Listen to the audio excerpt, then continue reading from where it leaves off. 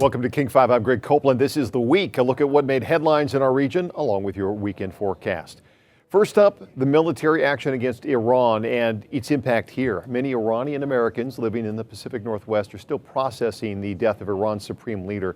Several large demonstrations were held last weekend. King 5's Christian Balderas has been following both the celebration and the fallout. Is this American imperialism, or is it the first step to freedom? That divide exists not just among Americans, but also the local Iranian community who are watching developments closely.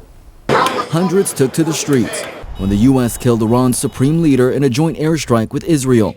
The development in Iran worsening America's already deep political divide. Has any country ever benefited from a U.S.-backed regime change? In Bellevue, police are investigating a gun brandished towards demonstrators celebrating the news. One of the dads grabbed his 5-year-old and 2-year-old and just ran out. A couple days later at Rose Market in Bellevue, the shock is still fresh. Here, Iran's national flag up until the 1979 Islamic Revolution is displayed. The owner and his family, Fred, who interpreted, are calling the news liberation. We're so happy. It cannot be better than this. The pair immigrated to the U.S. over a decade ago, fleeing religious and political persecution in Iran. There is some video, you can find it even online, it's me jumping up and down with megaphone and telling people he's gone, he's gone. There's no single consensus among Iranian Americans. University of Washington professor of Iranian Studies, Arya Fani, says he's worried about his family in Iran. I'm going crazy. Now, as President Trump sends more troops to the Middle East and says airstrikes in Iran could last weeks, critics argue a wider war and a rising death toll are imminent. I think the U.S. loves when brown people dance on the street, having been liberated by its military power. We saw this on the streets of Baghdad when Saddam Hussein fell. And then what we didn't know was 1 million people were going to lose their lives. But for the owners of Rose Market, This is not the war, this is the rescue mission. the news is something to celebrate. What do Americans think about the military operation in Iran? A recent Ipsos poll found that 40% of Americans disapprove of the airstrikes, and about a quarter of respondents were for it. In the studio, I'm Christian Balderas, King 5 News. Well, the King 5 investigators reveal the city of Seattle has reached a milestone agreement aimed at ending a years-long fight over its hydroelectric dams on the Skagit River. Seattle City Light has made a formal agreement to spend nearly $1 billion to build a system to move salmon around those dams. King 5 investigator Andy Judson has an update. This is a dramatic reversal. For years, the city said that they did not need to invest in technology to help fish on the Skagit. Now they're committing to spending nearly $1 billion to do just that. The city's public utility argued their dams were built way above where salmon would ever reach anyway, so a massive investment would be a waste of time and money. But tribes of the Skagit Valley and scientists throughout the Northwest strongly disagreed. A 3-year King 5 investigation found the only scientists saying the dams didn't harm salmon worked for City Light. We found the science the city relied on was old, outdated, and flawed. Now, as part of a sweeping agreement to relicense the dams, Seattle City Light has agreed to design and build complex systems to reconnect miles of salmon habitat that have been cut off for nearly a century. The deal still needs federal approval, and we're not sure exactly what that means for customers paying for their electricity bills. But what we do know is that the Skagit Indian tribe is relieved. They say fish passage is a start to the healing process. Andy Judson, King 5 News. So this week, police released the suspect who investigators believe stabbed a 17-year-old to death. The prosecutor's office said it did not have enough evidence to charge him in the days following that bloodshed. Once again, here's Christian Balderas. The teen was a student here at Skyline High School, where some of his friends plan to host a memorial. Today, his friends and family are speaking out for the first time, and they are angry and scared by the news. It's been 2 days since Saif Camille was killed in front of his loved ones. His friends, Kayla and Elijah, were there when it happened. Yesterday was Saif's funeral. Baby, stay strong. Stay strong. Stay strong for Saif. Today, the suspected killer is out of jail. It's been 10 times stronger knowing that the person that murdered my best friend is walking free with no punishment happening right now. Safe traveled from Sammamish to the Timberlane clubhouse to meet up with his friends. When they arrived, those friends said they had just been attacked by 3 people. Court documents say Safe confronted the trio, but he was punched. Then one attacker suddenly produces a knife and stabs Safe 5 times in the neck, chest, and pelvis. He died at the scene in front of his mom, who had driven him there. She was there. He died in her arms. He was bleeding out. Mentally, she's broken, you know. She's super broken. She keeps telling me that she feels like a part of her is gone with him, you know. Muhammad Kamil is his older brother. He was also there when he died. I don't know, man. I miss hanging out with him. I miss his smile. The King County Sheriff's Office is still investigating. And they all have that. They all have that evidence. They have everything. Meanwhile, his friends say they aren't staying at home. They're in hiding in fear for their safety. I was up till 6 o'clock in the morning, scared that he was gonna come. The victim's brother tells me that his family had concerns that he was hanging out with the wrong crowd, but they were hopeful that he was finally turning a corner and spending more time with friends who had a positive influence on him. In Sammamish, I'm Christian Balderas, King 5 News. Well, most families feel a high school diploma is the key to unlocking their children's future, but one special needs student says her diploma from the Edmond School District was nothing more than a participation trophy, and now she's taking the district to court. North Bureau Chief Eric Wilkinson brings us her only televised interview. I was happy. I was like, oh my gosh, I'm graduating. I'm finally made it. 4 years later, though, she feels like it was all a time of broken promises. Do you feel like they prepared you for life? Not at all. McKenna says the academics for her at Linwood High were hard, but she graduated with a 3.87 GPA. That's despite finishing her senior year reading at a first grade level. Did you feel like you were learning anything? Not really, no. Like I should have earned that diploma, not just something that really got me nowhere. After graduation, McKenna planned to attend the Edmond School District's vocational program that transitions special needs students into independent life. But because she received a diploma, she couldn't. That program would have been free. Instead, she had to enroll in a similar program at Bellevue College at a cost of more than $40,000 per year. McKenna got a diploma, but it feels more like a participation trophy in a lot of ways. McKenna's family is now suing the Edmond School District, claiming benevolent discrimination. Her attorneys argue, well-intentioned or not, the district should have withheld that diploma until McKenna completed its vocational program. In letting her kind of pass along, in giving her these grades, and then in giving her this diploma, which shut the door on her transition services access, they actually caused her harm. McKenna is now in her 3rd year in the Bellevue College program, where she is earning her grades, but also facing $160,000 in student debt when she graduates. Even so, McKenna remains optimistic. I feel much better about my future now than I did when I was in high school. In a court filing, the Edmond School District has denied any wrongdoing. They have declined further comment about this pending litigation. At the Edmond School District, Eric Wilkinson, King 5 News. When we come back, a dream, a song, and a popular 60s TV show. How one Washington man touches the stars from his own backyard. First, though, meteorologist Adam Claiborne has a look at the weekend forecast right after this.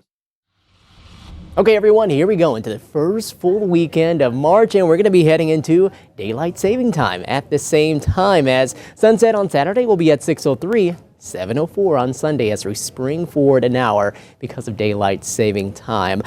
Next week, even though we're going to have those later sunsets, we're not going to see a whole lot of them because we are expecting a very active period. A lot of heavy rain to go along with that. And for the mountains, a lot of heavy snow with the lower snow levels that are coming along with it. So let's go ahead and jump right into it. Daylight saving time officially begins this Sunday. Make sure to set those clocks an hour ahead before you go to sleep on Saturday, or if you don't have anywhere to be early into Sunday, well, just go ahead and sleep on in and then make sure you change the clocks after you wake up.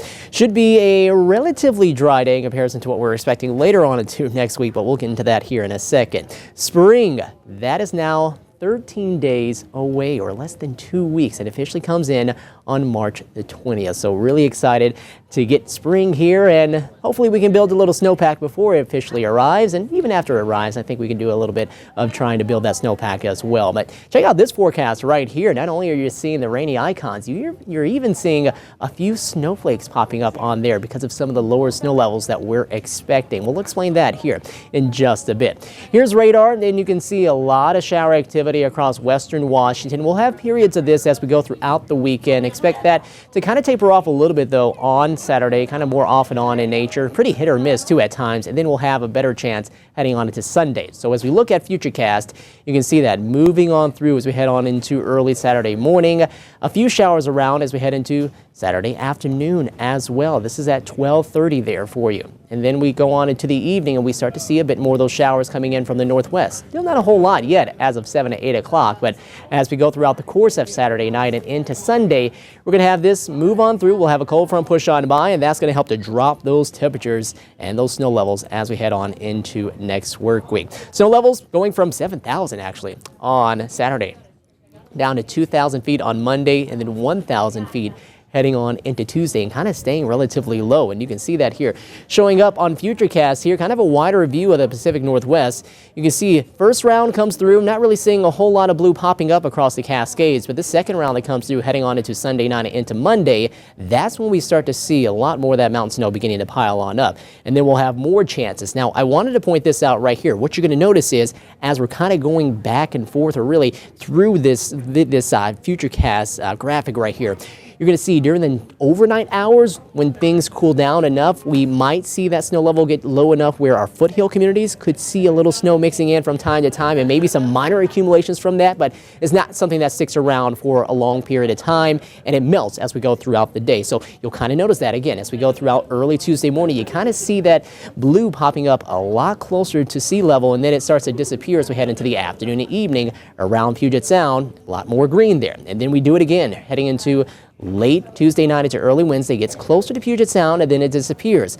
A bit more of a milder air mass kind of kicks those snow levels up a little more heading into the day on Thursday, and then it comes right back down again heading on into Thursday night and into the day on Friday. So we'll keep an eye out for some of that lower elevation snow, but it's really going to be all about the mountain snow as we head on into next work week. How much are we looking at? Well, right now it's looking like multiple feet of snow, and I'm not just talking about 1 or 2 feet. I'm talking about possibly 3 to 4 feet by the time we head on into the end of next work week. We're talking Friday or possibly even into Saturday.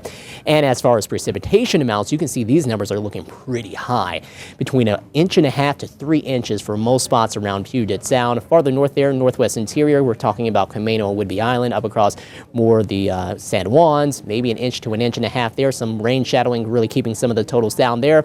And then you can see anywhere between 3 to possibly 6+ inches for some of the higher terrain and out towards the coast. Lows as we head on into early Saturday morning in the mid to upper 40s. Highs as we head on into Saturday afternoon, 53 in Bellingham. We top off in the mid 50s around Marysville. About 55 in Bainbridge Island, 56 in Auburn, 55 in Bremerton, and more mid 50s down this way around Belfair, Olympia, and in Yelm. Your 7-day forecast, we got a couple of milder days with us, but then things definitely do start to cool off as we get those chances of a few snowflakes here in the lowlands, but a lot more snow heading its way for the mountains. Enjoy your weekend, everyone. We'll see you next week.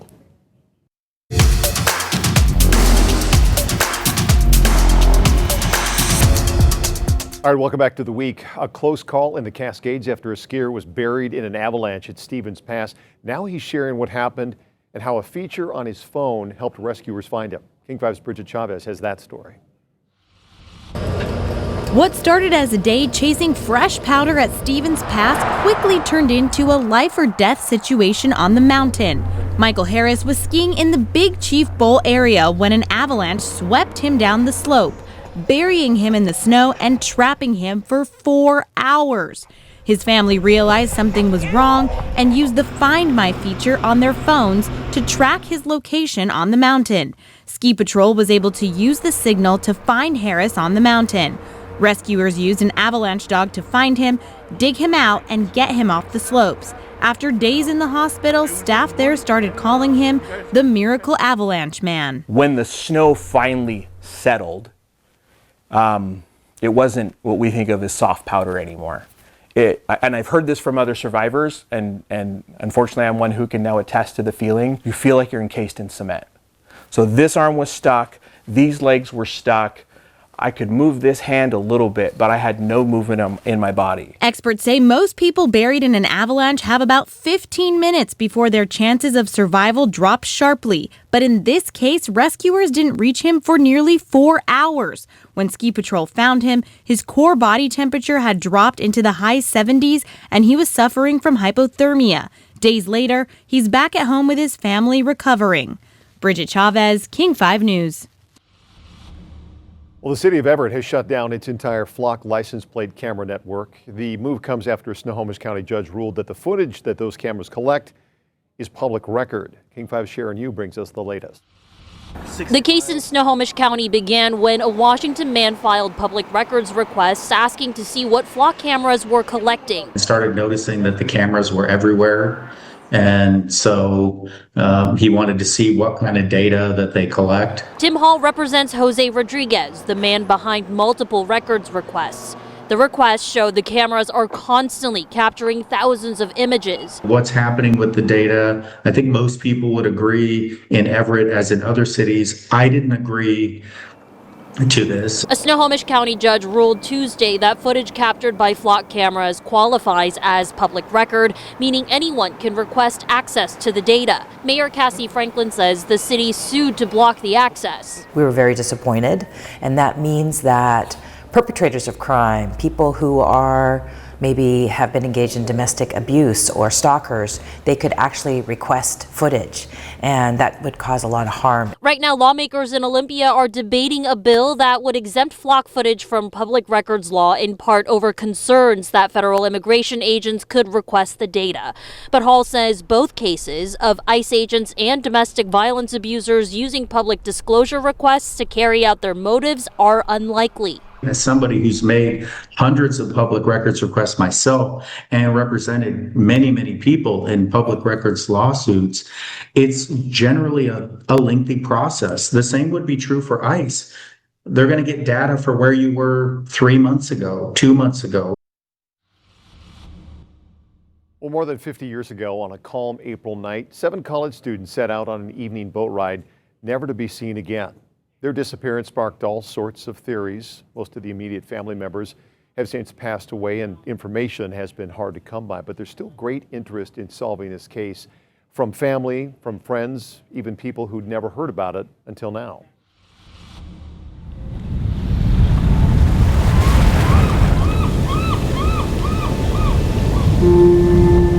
We don't know what ended up happening to these college kids or where it happened, where the boat is, or any information.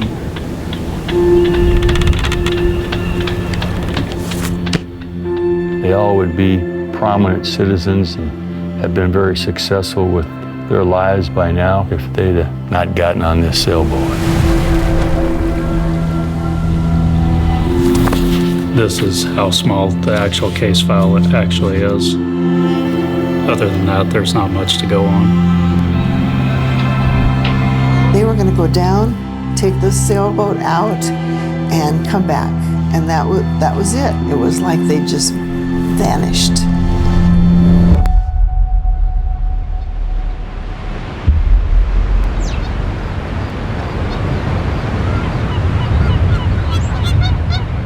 Well, it took some digging, but this is where the mystery began all those years ago, the Breakwater Marina in Tacoma. Although back then it was called Mogene's Public Dock. 7 college students in town for a conference came down here to go for a short evening boat ride, an hour and a half to 2 hours.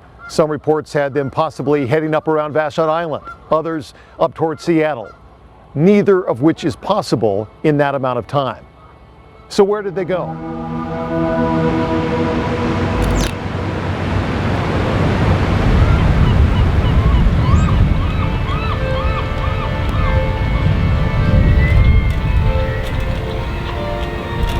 You know, a 22-foot sailboat with 7 people in it at night, probably just running on an engine and no sail. It wasn't like they were going to be irresponsible, so right away that didn't quite fit. You know, of course, one of those big questions when you're talking about college kids is, were they drinking? And no, they were not. They were not drinking. And, you know, I would stand by that till my dying breath.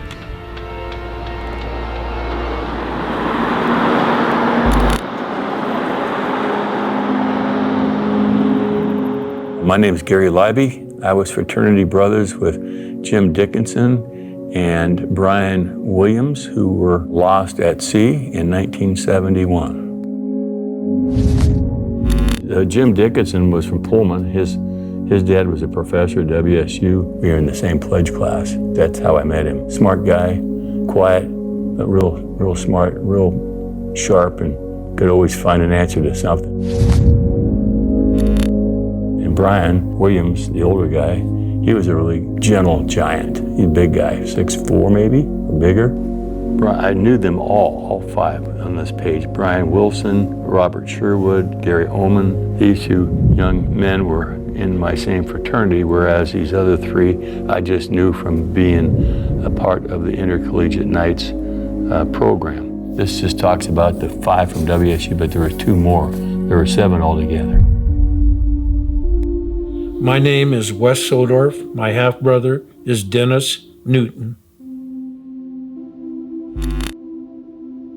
My brother was a bit of a brainiac. In today's terms, we would probably discuss him as a nerd. His ability to learn, and had that photographic memory that he could look at something and it was history. He had it memorized. Time's a healer.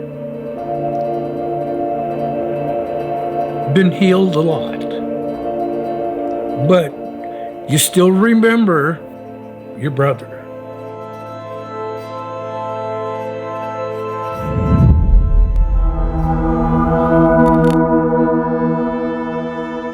I can picture her just as clear as day. Really a nice gal. Very outgoing. You know, I think most of us as duchesses were outgoing people, liked people. My name is Melanie Haycock. I was supposed to be on that boat.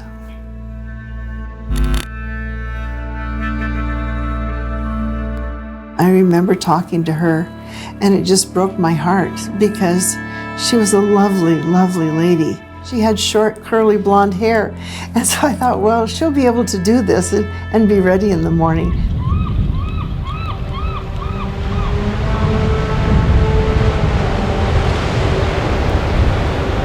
The next day, we got calls from people that said, hey, the guys went out sailing last night and never came back. Then the alarm was sounded.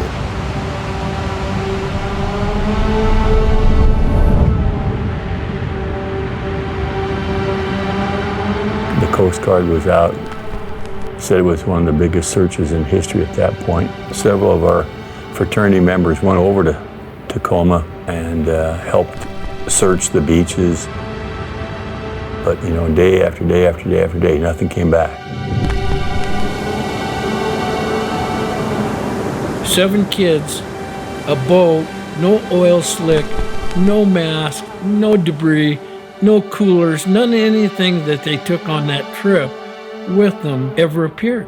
And to this day, it has not appeared.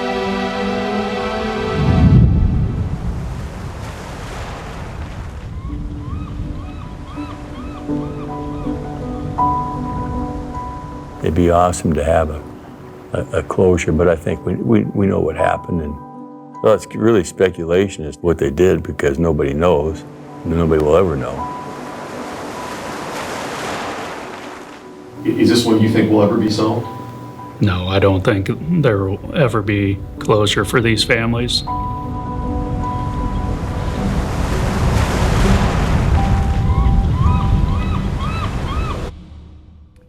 Well, ever wonder what it's like to get beamed up by a spaceship? Now you can without leaving Earth. We take you inside Washington's most out-of-this-world Airbnb just outside of Vancouver. Evening's St. Brian has the close encounter. On the other side of a winding dirt road, there's something that shouldn't be there. Something that looks like it crash-landed in a quiet neighborhood. this guy's neighborhood. Welcome to the spaceship. I'm Kirby Swantosh. Kirby doesn't just own a spaceship, he built one. And the really crazy part? He predicted he would do it in a song he wrote 25 years ago. I'm building a spaceship in my backyard. It's gonna go fast and it's gonna go far. It's a dream inspired by Lost in Space, the TV series Kirby started watching when he was 5 years old. I remember being really, really affected by the show and the fact that the boy, Will Robinson, kind of looked like me, had red hair, at least. So when Kirby and his wife needed a garage for their lawn tractors, he had an idea. I was just kind of like, as a joke, said, you know, it'd be cool if we built a spaceship on top instead of just a shop. And my wife, to her credit, just said we should do that. It took 8 years of building, multiple mortgage refinances. And there's nothing normal about it. But Kirby got his spaceship. And you can bet he's had fun with it. Yeah. This section of the ship is the control panel. If you go like this.